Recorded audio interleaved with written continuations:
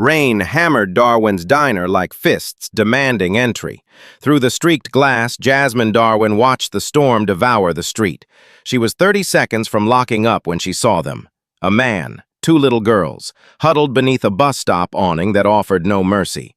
The taller girl, maybe 6, clutched her sister's hand while their father wrestled a broken umbrella. Their clothes clung to them like wet newspaper. The smaller one coughed, her whole body convulsing, and Jasmine's chest tightened. She knew that cough, the kind that came from being cold too long, hungry too often. The man looked up, rain streaming down his face, and for one electric second their eyes locked. His were storm gray, filled with exhaustion Jasmine recognized bone deep, the kind that came from carrying the world alone. "Lock the door," her practical mind whispered. "Strangers are risk." But her mother's voice was louder. "When you got nothing left to give, that's when giving matters most." Jasmine pushed the door open. "You can't stay out there," she called through the wind. The man flinched. "We don't want to be trouble." "You already are," Jasmine said, a ghost of a smile on her lips. "Might as well get dry." She didn't know she'd just opened her door to a billionaire, or that this moment would change everything. Welcome to Life in Stories, where every tale reminds us that kindness changes everything. If this is your first time here, hit that subscribe button and join our community of dreamers and believers. Drop a comment telling me where you're watching from. I love connecting with you all. Now, let's begin. Rain hammered Darwin's diner like fists, demanding entry. Through the streaked glass, Jasmine Darwin watched the storm devour the street. Watched it swallow headlights, trash cans, even hope. She was 30 seconds from locking up when she saw them. A man, two little girls, huddled beneath a bus stop awning that offered no mercy. The taller girl, maybe 6, clutched her sister's hand while their father wrestled a broken umbrella that had long since surrendered. Their clothes clung to them like wet newspaper. The smaller one coughed, her whole body convulsing with it, and Jasmine's chest tightened. She knew that cough, the kind that came from being cold too long, hungry too often. The man looked up, rain streaming down his face, and for one electric second their eyes locked. His were gray, storm gray, filled with exhaustion Jasmine recognized bone deep, the kind that came from carrying the world alone. 7 years ago, when the bank took her mother's house and left Jasmine with nothing but this diner and a mountain of debt, she'd worn that same look. Standing in the rain outside a welfare office, 22 and terrified, wondering if survival was even worth the fight. "Lock the door," her practical mind whispered. "It's midnight. You don't know them. Strangers are risk." But her mother's voice was louder. "Baby, when you got nothing left to give, that's when giving matters most." Jasmine's hand left the deadbolt and pushed the door open instead. "You can't stay out there," she called through the wind. The man flinched, startled. Rain dripped from his dark lashes. "We don't want to be trouble." "You already are," Jasmine said, softer now, a ghost of a smile on her lips. "Might as well get dry." She didn't know she'd just opened her door to Jason Walker, tech billionaire, tabloid ghost, desperate father. She didn't know this moment would break her heart, rebuild her life, and teach her that sometimes the richest thing you can offer someone is shelter from their storm. Inside, the diner smelled like coffee and old grease, warmth bleeding from ancient radiators that clanked like broken promises. Jasmine grabbed towels from behind the counter, threadbare but clean, and handed them to the girls first. "Thank you," the man said quietly, his voice cultured, controlled.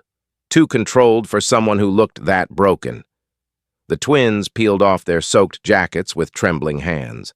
The smaller one, her eyes wide and fever bright, whispered, "I'm Ella. That's Sophie." "I'm Jasmine," she replied, crouching to their level. "But my mama used to call me Nomi." "You can, too, if you like." Sophie's face lit up despite her exhaustion. "Miss Nomi? Perfect." Jasmine moved to the kitchen, muscle memory guiding her hands. She ladled tomato soup into 3 bowls, her last batch before tomorrow's supply run she couldn't afford, and set them on the counter alongside crackers that were 2 days from stale. The girls ate like it was their first meal in days. Maybe it was. Jason ate slowly, mechanically, his eyes never quite settling. He watched the storm through the window, watched his daughters, watched Jasmine, but never himself, as if he'd disappeared somewhere along the way and forgotten how to come back. "You folks just passing through?" Jasmine asked, wiping down the counter she'd already cleaned twice. Something like that. His jaw tightened. "We've been moving around a lot lately." She recognized evasion. She'd perfected it herself whenever people asked why a 29-year-old was still running her dead mother's failing diner instead of living an actual life. Running from something or toward something? The question slipped out before she could stop it.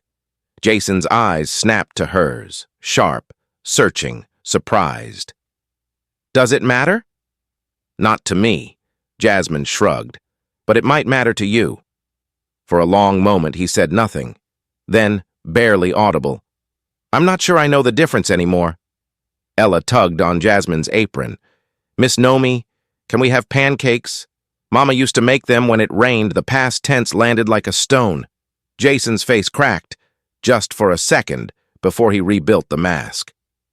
"Pancakes it is," Jasmine said quickly, her heart breaking for reasons she couldn't name. She fired up the griddle, and within minutes the smell of butter and batter filled the diner. The twins giggled as Jasmine flipped Mickey Mouse shapes, lopsided, imperfect, but made with hands that remembered her own mother doing the same. "You're good at this," Jason said quietly, watching her work. "Practice." She slid plates toward the girls. "My mama ran this place for 30 years. Taught me that food tastes better when it's made with care." "She sounds wise." She was. Jasmine's voice caught. "Still is, I guess." "In here." She tapped her chest. Jason stared at her like she'd just spoken a language he'd forgotten. "You remind me that kindness still exists." The words hit different, raw, genuine, aching. Jasmine didn't know what to say, so she said nothing. Just poured him more coffee and let the silence hold them. Around 2 a.m., the storm finally softened to a whisper. Exhaustion claimed them all. The twins curled together in a corner booth, Sophie's arm draped protectively over Ella. Jason draped his jacket over them like a blanket, then slumped into the opposite seat, his head against the vinyl. Jasmine grabbed a pillow from the back office, the one she used when double shifts bled into triple, and settled behind the counter, her body folding into familiar aches. Just before sleep took her, she noticed something. Jason's wallet, half open on the table. A business card peeking out. Walker Technologies. The name meant nothing to her. Not yet. Jasmine woke to the smell of coffee, not the burnt bottom of the pot sludge she usually made at 5 a.m., but actual coffee, rich, smooth, coaxed from beans that had been treated with respect. She blinked against the early sunlight streaming through the diner windows, her neck stiff from sleeping against the counter. For a disoriented second, she thought she'd dreamed it all. The storm, the strangers, the strange ache in her chest that felt like loneliness recognizing itself in someone else. Then she heard humming. Jason stood behind the counter, navigating her ancient coffee maker like he'd been doing it for years. He'd rolled up his sleeves, his shirt still wrinkled from the rain but somehow crisp on him, and moved with quiet efficiency. No wasted motion, no hesitation. "You're awake," he said without turning around. A small smile played at his lips. "I was starting to think you'd sleep through the morning." "What time is it?" Jasmine's voice came out rough. 6:30. He poured 2 mugs, slid one toward her. "I hope you don't mind." "I figured it was the least I could do after." He gestured vaguely at the diner, at the night, at everything unsaid between them. Jasmine took the mug, inhaling deeply. "You didn't have to." I know. His eyes met hers, steady and warm. But I wanted to. Across the room, Sophie and Ella sat cross-legged in their booth, crayons scattered across the table like fallen confetti. They drew with intense focus, their faces still pale but no longer gray. Fever broken. Storm survived. They slept well, Jason said quietly, following her gaze. First time in weeks, actually. Something in his voice, relief mixed with grief, made Jasmine's throat tighten. She sipped her coffee to hide it, let the warmth ground her. "You're good at this," she observed, watching him wipe down tables with the same careful attention she used. Making coffee, cleaning, being domestic. He laughed, short, surprised. "I wasn't always a—" He caught himself, cleared his throat. "I haven't always had people to do things for me. There was a time when I did everything myself." What changed? Life got complicated. He wrung out the rag, hung it precisely over the sink edge. Success has a way of separating you from the simple things. From the real things. Before Jasmine could respond, Ella appeared at her elbow, tugging gently on her sleeve. "Miss Nomi, we made you something." The little girl held up a crayon drawing, wobbly lines forming 3 figures beneath a lopsided roof. Jasmine in the middle, wearing her red bandana, flanked by 2 small girls with enormous smiles. Above them, in Sophie's careful printing, "Our friend Miss Nomi." Jasmine's vision blurred. She crouched down, taking the paper with reverent hands. "This is beautiful," she whispered. "This is the most beautiful thing I've ever seen." Sophie beamed. "You can keep it, because you're our friend now." "Forever and ever," Ella added solemnly, as if binding them all with an unbreakable spell. When Jasmine looked up, Jason had turned away, but not before she caught the shine in his eyes, the way his jaw worked like he was swallowing something painful. "You okay?" she asked softly. He nodded, not trusting his voice. Then, after a beat, "Their mother used to draw with them every Sunday morning. Pancakes and crayons and—" His breath hitched. "She passed away 3 years ago. Cancer. I'm sorry. They've been through a lot." He finally turned back, composure rebuilt but fragile. "More than kids should have to carry. I'm still trying to figure out what home means when the person who made it home is gone." Jasmine stood, still holding the drawing like a lifeline. "I lost my mama 2 years ago. Heart attack, right here behind this counter." She gestured at the worn floorboards. "Every day I come in, I half expect to see her. Hear her humming while she preps the grill. Does it get easier?" "No." She met his eyes. "But you get stronger. And some days, that's enough." Jason stared at her like she'd just solved an equation he'd been working on for years. "How do you do it?" "Keep going, I mean. This place, your life, it can't be easy." "It's not." Jasmine shrugged, suddenly self-conscious. "The diner's drowning in debt. My brother's tuition is eating everything I make. Most nights I go to bed wondering if tomorrow's the day I finally give up." She paused. "But then tomorrow comes, and I don't. I guess that's all any of us can do. Just keep not giving up. That takes courage. Or stubbornness. Sometimes I can't tell the difference." He smiled, real this time, reaching his eyes. "I think they're the same thing." An hour later, the twins bundled back into their jackets, Sophie clutching a paper bag of muffins Jasmine had insisted they take. Jason stood at the counter, wallet in hand. "Let me pay you." "Please." "No." Jasmine crossed her arms. "You don't owe me anything." "Jasmine, you helped a stranger. I helped strangers. That's how it's supposed to work." Her voice softened. "Just pay it forward someday. Help someone else who needs it." Jason looked at her for a long moment, something complicated moving across his face. Gratitude, yes, but also regret. Longing. Something that looked almost like goodbye. "Thank you," he said finally, "for everything." They left quietly, the twins waving through the window until they disappeared around the corner.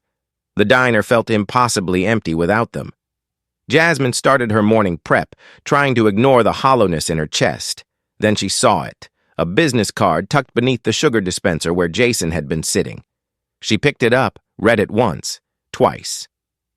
Jason Walker, CEO, Walker Technologies. The card slipped from her fingers, fluttering to the floor. "No way," she whispered. "No way."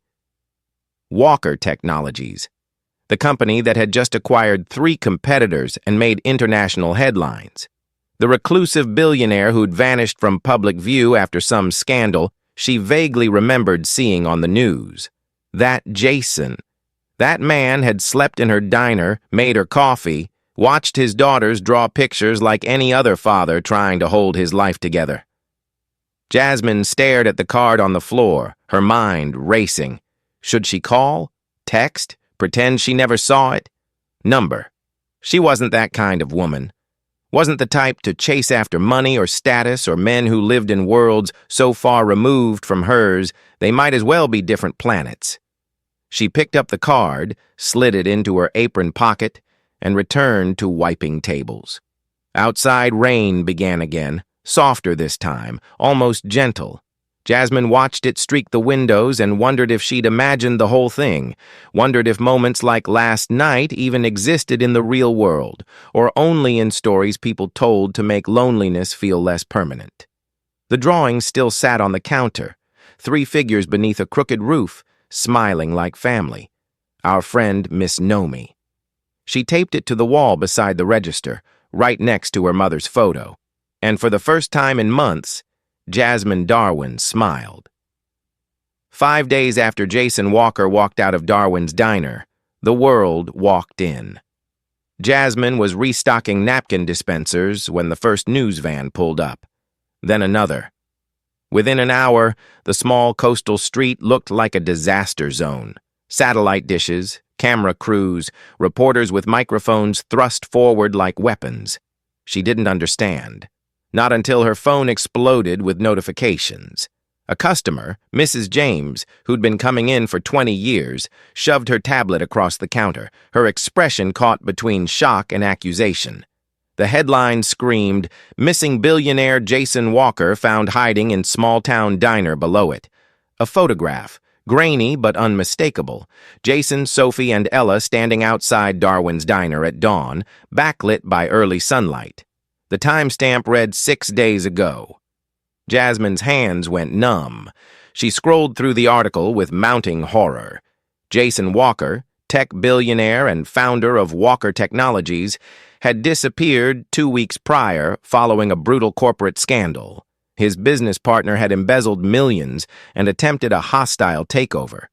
His ex-wife's family had leaked damaging stories to the press, questioning his fitness as a father, threatening custody battles. He'd vanished with his daughters.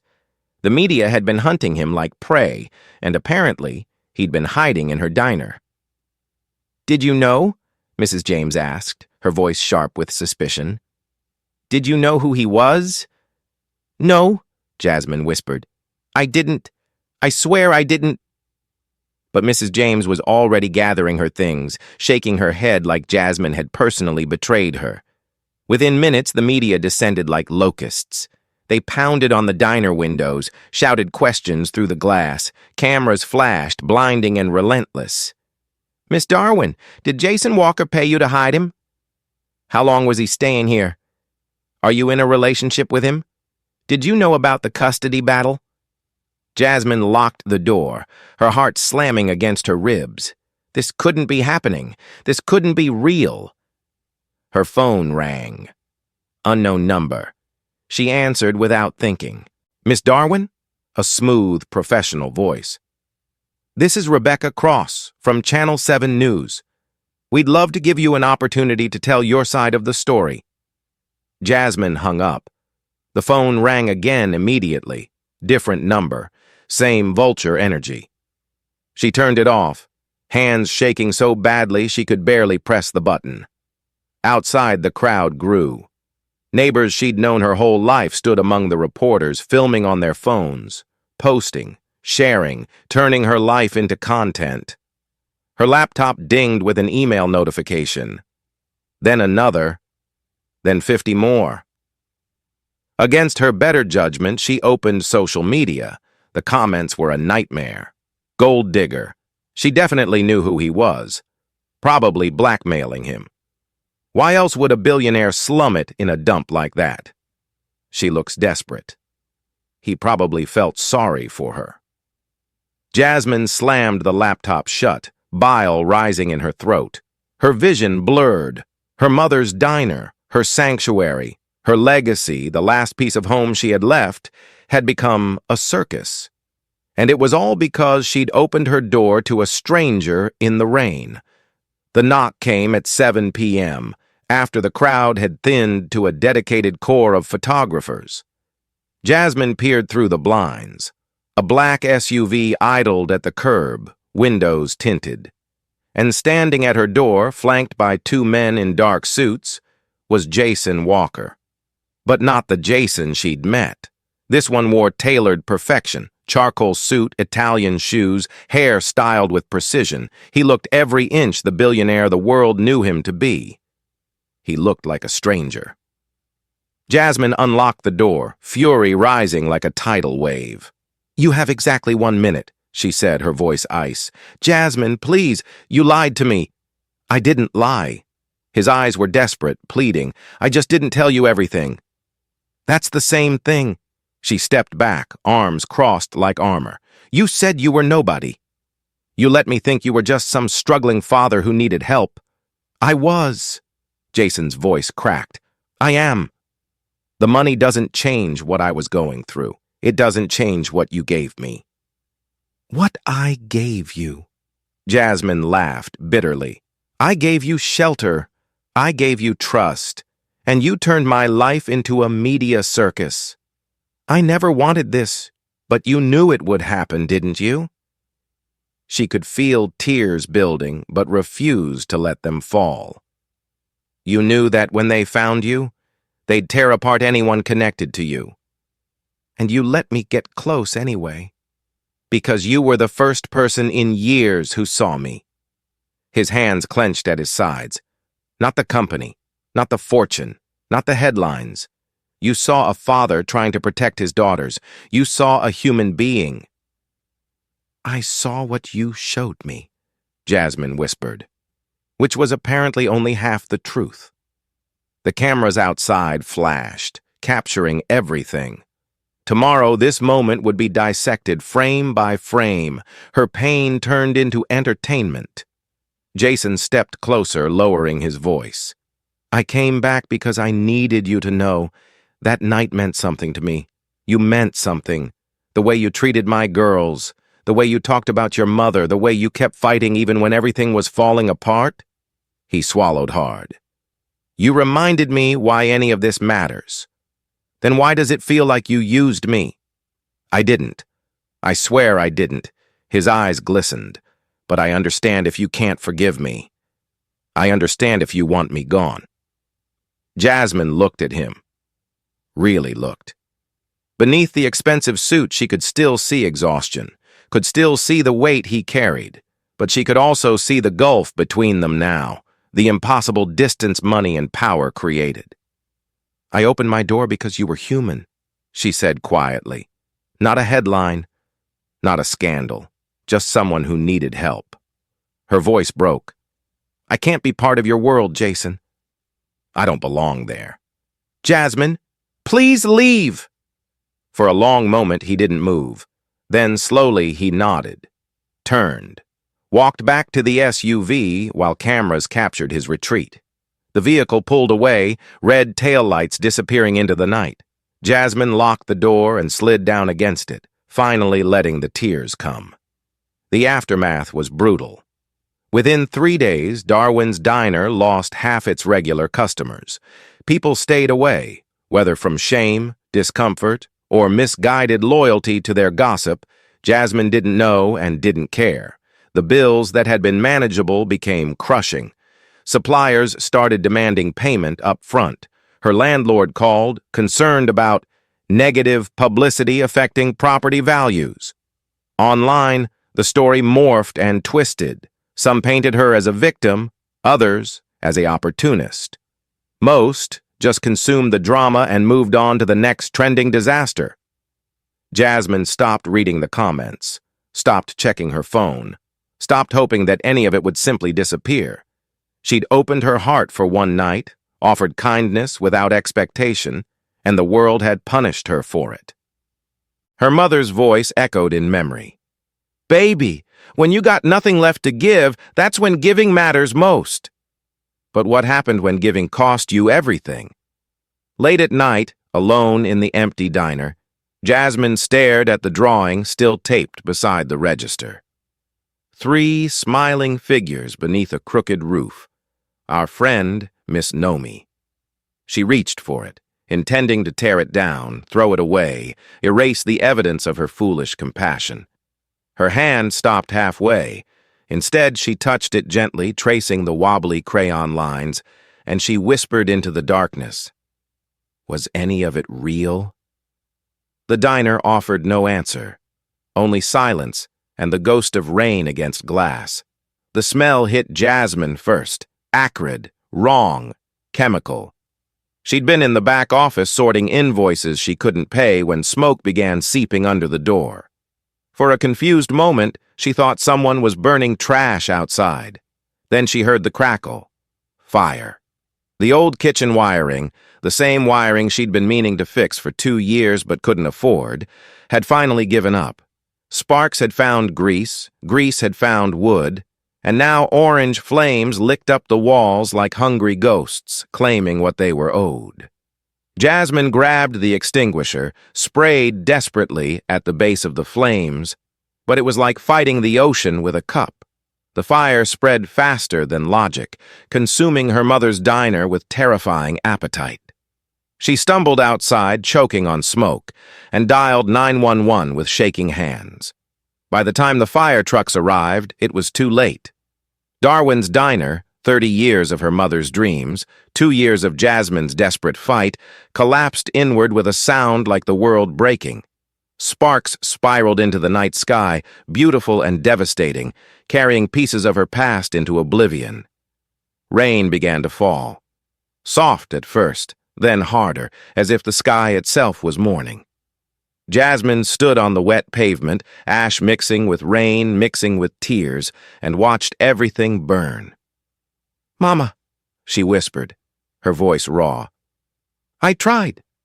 I swear I tried. The firefighters did their work. Neighbors gathered at a respectful distance, phones out, documenting her loss. Someone wrapped a blanket around her shoulders. Someone else asked if she had somewhere to stay. Jasmine didn't answer. Couldn't answer. She just stared at the smoldering ruins and felt herself collapse inward the same way. Everything that had been holding her up finally giving way. She had nothing left. No diner, no income, no way to pay her brother's tuition or her rent or the debts that had been crushing her for months. No reason to keep fighting. "Jasmine."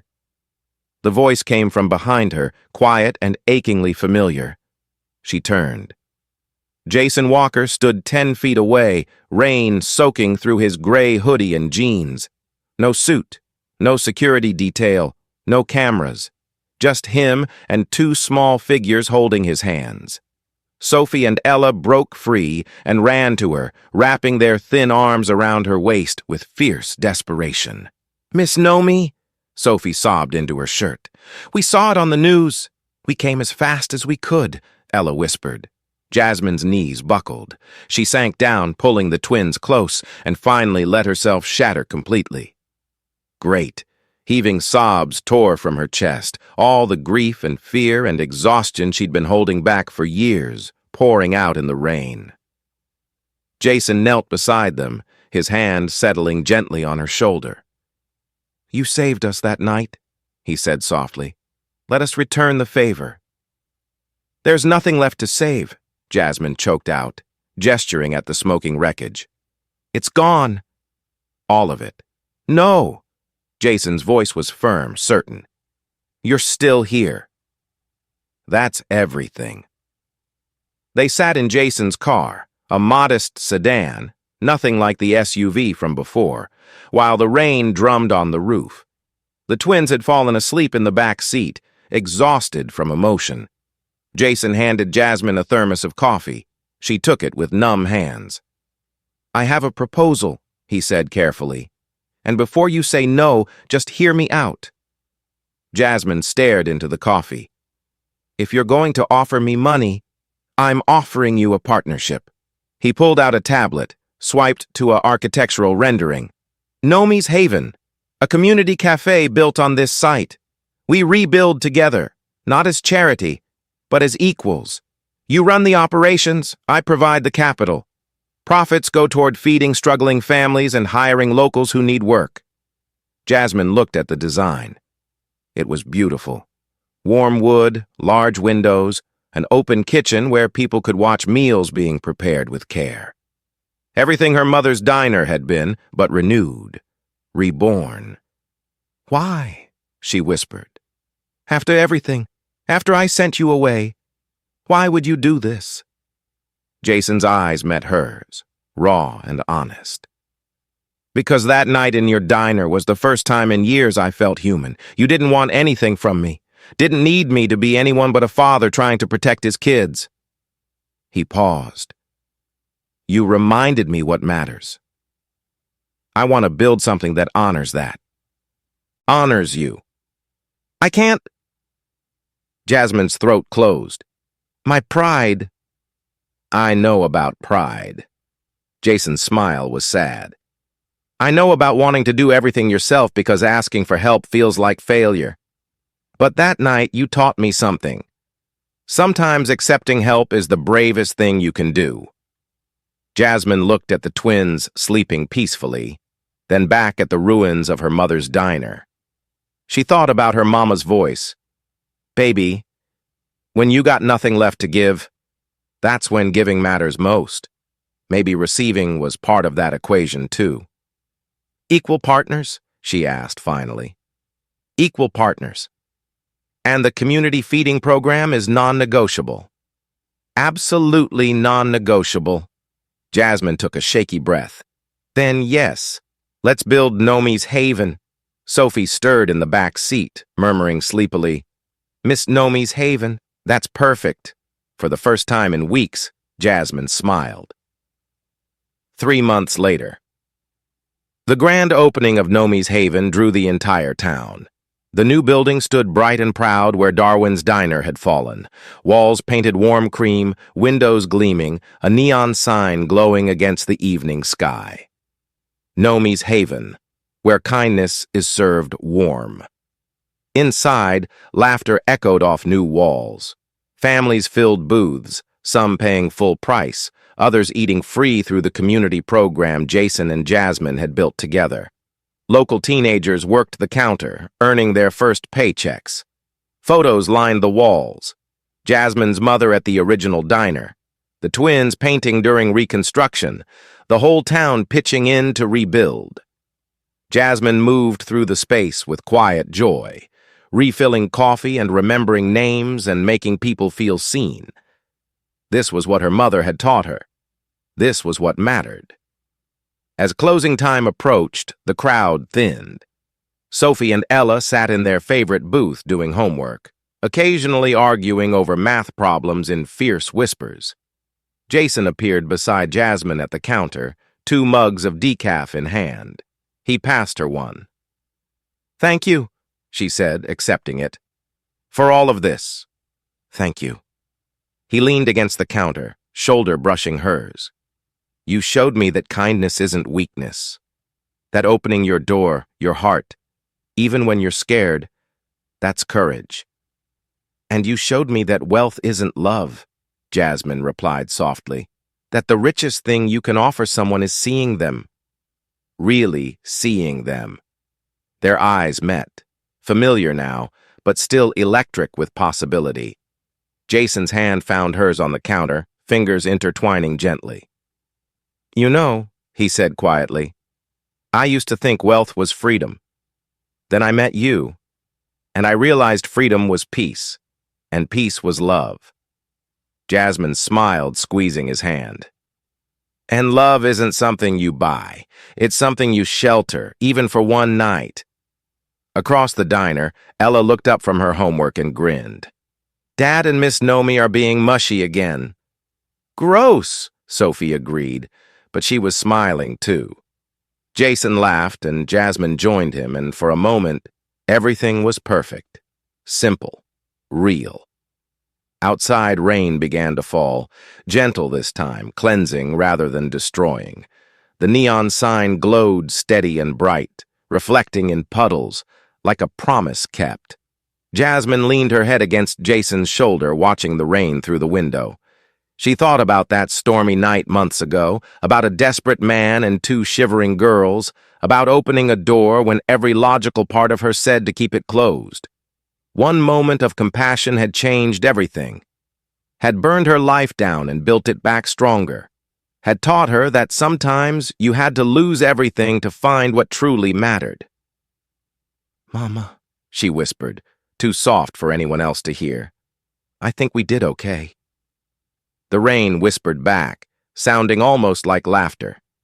And in Nomi's haven, where kindness was served warm and love was sheltered freely, 3 broken people and 2 brave little girls became something new, a family. True wealth isn't measured by fortune, it's measured by compassion, and sometimes a single night of kindness can light a lifetime of love. Thank you for watching until the end. If this story touched your heart, please like, subscribe, and share it with someone who needs hope today. Your support helps us create more inspiring content. Tell me in the comments, what was your favorite moment? Until next time, keep believing in kindness.